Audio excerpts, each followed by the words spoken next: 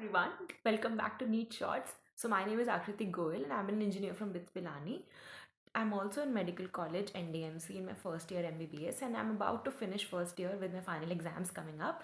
So today I think आप लोगों ने ऑर्गेनिक के लिए बहुत रिक्वेस्ट किया है तो मैं ऑर्गेनिक केमिस्ट्री के बारे में थोड़ा सा बताना चाहूँगी कि how I was able to study organic after a gap of 8-9 years and honestly मुझे ऑर्गेनिक बिल्कुल याद नहीं था but I love organic, so I think I put in a lot of effort.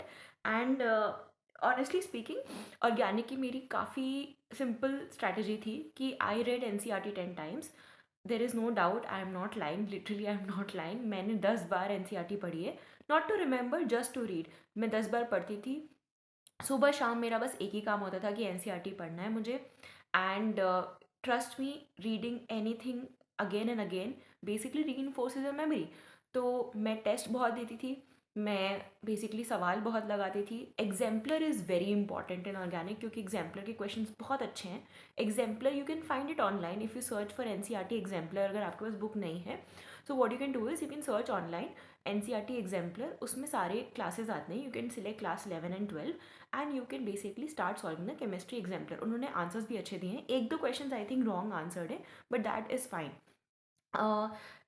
Organic के लिए प्रैक्टिस करना बहुत ज़रूरी है. लेट्स से कि आपको पढ़ के भी याद नहीं होता है तो you can draw those benzene rings. You can basically practice the compound. एक बार आपको कॉन्सेप्ट समझ में आ गया ना कंपाउंड का एग्जैक्ट स्ट्रक्चर क्या है and how does a particular mechanism work. For example nucleophile, electrophile, these are basic concepts. अगर आपकी basic organic is great you can definitely build on top and twelfth की organic will be easier for you. तो 11th में जो organic का chapter है उसको please ढंग से पढ़ो. क्लासेस में जो भी पढ़ाया जा रहा है टीचर से डाउट पूछो and make sure you are solving previous year questions. Previous year question से बहुत सारे क्वेश्चंस कवर हो जाएंगे. NCERT के अंदर बहुत सारे एग्जाम्पल्स हैं and in fact there are some in text questions. अच्छा, the golden thing to crack organic concepts is पीछे की एक्सरसाइज.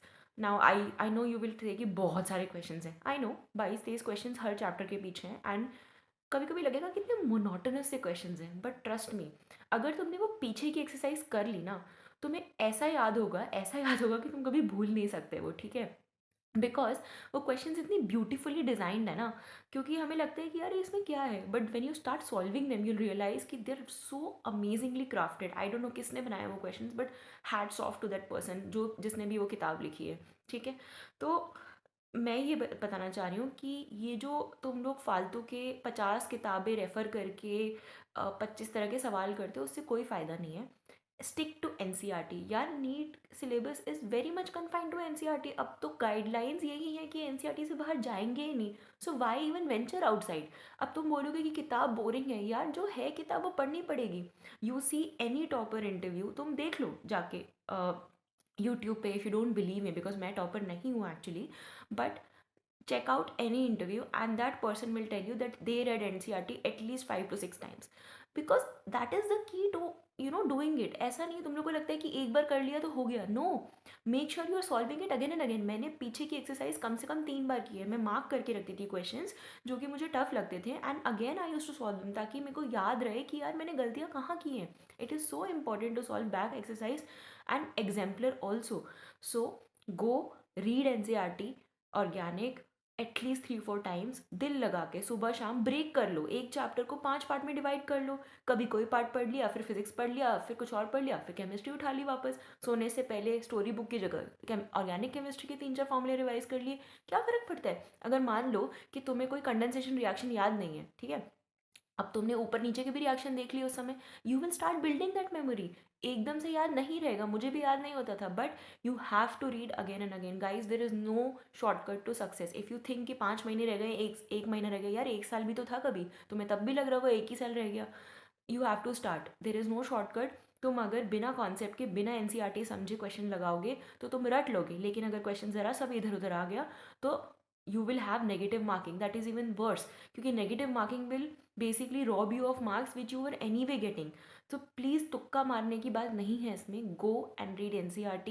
पढ़ो, उसके पीछे के सवाल लगाओ. अच्छा, पीछे के सवाल की जो सोल्यूशंस हैं उस वो ऑनलाइन अवेलेबल हैं. ठीक है, you can download them. In fact कुछ कुछ के आंसर्स पीछे लिखे होते हैं एंड जिनके नहीं लिखे होते ना ऑनलाइन एंड CBSE सोल्यूशंस करके तुम सर्च करोगे तो आ जाएगा. बी स्मार्ट एंड फाइंड दो solutions. and make sure you are understanding the concept. I hope you will follow this advice and मुझे बताना कि एक पर्टिकुलर चैप्टर के लिए फॉलो करके देखो and let me know the results. I am sure you will find a difference. Bye.